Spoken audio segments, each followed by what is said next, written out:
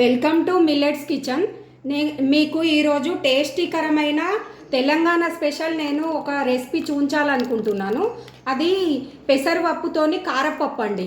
ఇది చాలా బాగుంటుంది వేడివేడి అన్నంలోకి. చాలా అంటే చాలా టేస్టీగా ఉంటుంది. ఇది చపాతీలోకి అన్నంలోకి దేనికైనా బాగుంటుందండి. ఇందులో ఒక వాటర్ పోయడమే, చింతపండు ఏం లేదండి. ఇది ఎంత చూడండి ఎంత మంచిగా వచ్చిందో రెసిపీ. చూడండి, మీరు కూడా ట్రై చేయండి, లైక్ చేయండి, షేర్ చేయండి.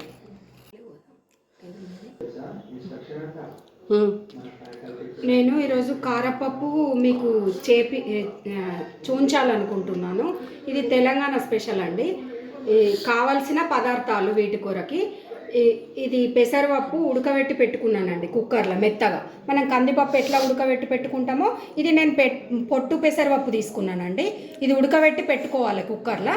దానికి కావాల్సిన పదార్థాలు కొంచెం జీలకర్ర, ఆవాలు, కొత్తిమీర, కరివేపాకు, ఒక వెల్లిగడ్డ, ఒక గడ్డ తీసుకున్న వెల్లిగడ్డ, ఒక 3 ఎండుమిర్చి, కారము, సాల్ట్, అల్లం వెల్లిపాయ పేస్ట్.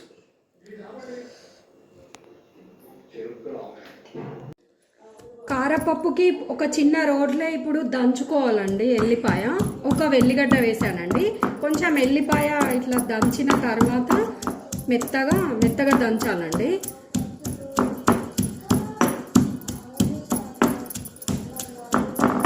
దంచేసి అందులోనే జీలకర్ర వేయాలండి. కొంచెం జీలకర్ర, ఒక స్పూను. ఇట్లా మెత్తగా దంచి పెట్టుకోవాలండి. దీనికి కారపప్పుకి పక్కకు పెట్టుకోవాలి. ఎల్లిపాయ జీలకర్ర 2.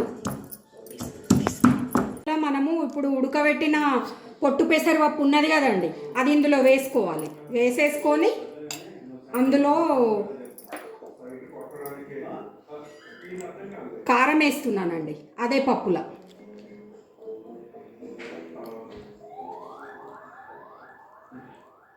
ఒక 3 చెంచాలు వేసానండి. నేను ఒక టీ గ్లాసే, ఇది టీ గ్లాసుతో తీసుకున్న పెసరపప్పు. అందులోనే సాల్ట్ వేసుకోవాలి.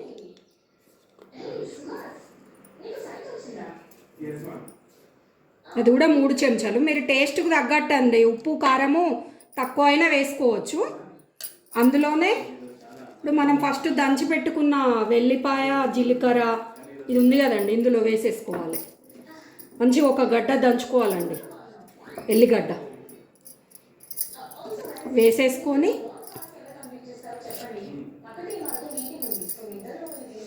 అందులో వాటర్ పోసుకోవాలండి. మంచిగా ఇదంతా కలుపుకోవాలండి మంచిగా. ఇందులో పచ్చిమిర్చి ఏది వేయడం లేదండి. నేను ఒక కారమే వేస్తున్నా. కారపప్పు అంటే కారంతోనే చేసుకోవాలి, బాగుంటుంది.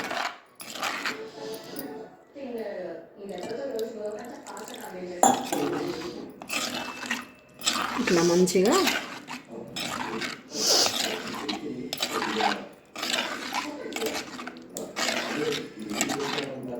కలుపుకోవాలండి. ఇది మంచి చపాతీకి కూడా బాగుంటుందండి. చపాతీకి, అన్నంలోకి.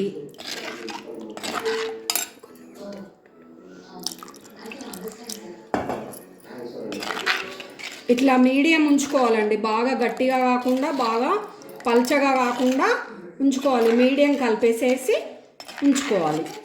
స్టవ్ ఆన్ చేసుకొని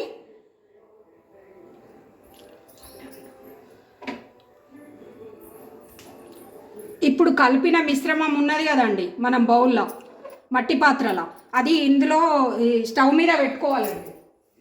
పెట్టేసుకొని ఇగో ఈ విధంగా ఇట్లా మీడియం ఉంచుకోవాలి. మనము బాగా గట్టిగా కాదు, బాగా లూజ్ కాదండి, మీడియం ఉంటుంది. మనం అన్నంలో ఇట్లా పోసుకునేటట్టు సాంబార్ లాగా ఉంటుందండి. ఇది కొంచెం అందులోనే కొంచెం కళ్యామాకు వేస్తున్నానండి. కొంచెం కొత్తిమీర వేసేసి కలిపేసుకొని ఒక 7-8 నిమిషాలు మరగనివ్వాలండి. 7-8 నిమిషాలు.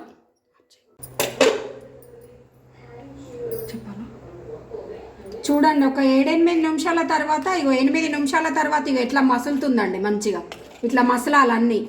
ఇందులోనే నేను జీలకర్ర ఎల్లిపాయ మంచి స్మెల్ వస్తుందండి మనకు మరగంగా. ఒక 7-8 నిమిషాలు మరిగిన తర్వాత ఇగో ఇట్లా అవుతుందండి మంచిగా.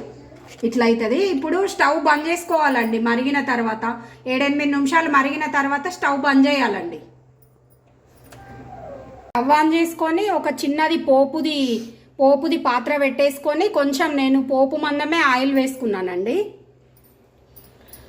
వేసేసుకొని అందులో ఆవాలు ఒక చెంచాడు, ఆవాలు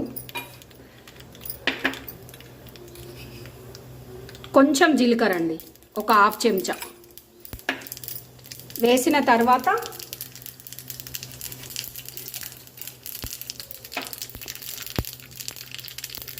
అందులోనే ఎండుమిర్చి వేసుకోవాలండి.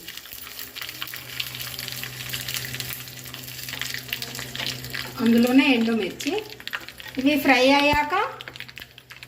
కొంచెం ఫ్రై అయ్యాక అందులోనే కరివేపాకు వేస్తున్నానండి.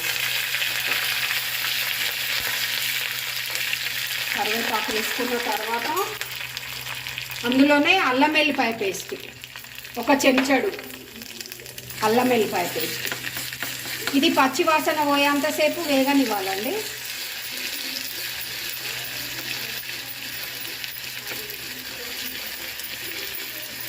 తర్వాత అందులోనే కొంచెం పసుపు వేస్తున్నానండి ఒక 1/2 చెంచా. కొంచెం కొత్తిమీర వేస్తున్నానండి.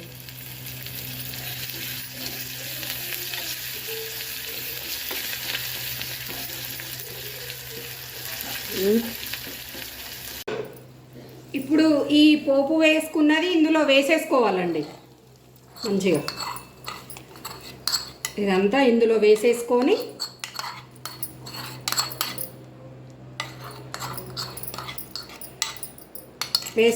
కలుపుకోవాలండి మంచిగా. ఇట్లా కలిపేసుకోవాలి.